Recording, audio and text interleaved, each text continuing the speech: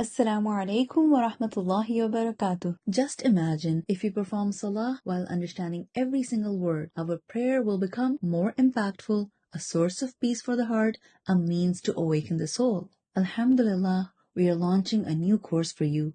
Let's learn the language of Salah. This course is in English, designed specially for busy individuals, school, college, and university students. Classes will run thrice a week, every Tuesday, Wednesday, and Thursday from 8 p.m. to 9:15 p.m. New York time. In this course, we will learn the word-for-word translation of Salah, explore the etiquettes and proper method of prayer in the light of Quran and Sunnah, make Salah a way of speaking to Allah from the heart, discover how Salah can bring focus, tranquility, and discipline into our lives. Make your evenings more purposeful, more meaningful, and productive by joining this journey of knowledge. Do you wish that your Salah goes beyond words and become true worship of the heart? If the answer is yes, then register now by going to alhudaonline.org, click on courses, then click on short courses, and you can find your course here. Let us connect the words of Salah with the state of our hearts, and through prayer, attain closeness to our Lord. May Allah make our Salah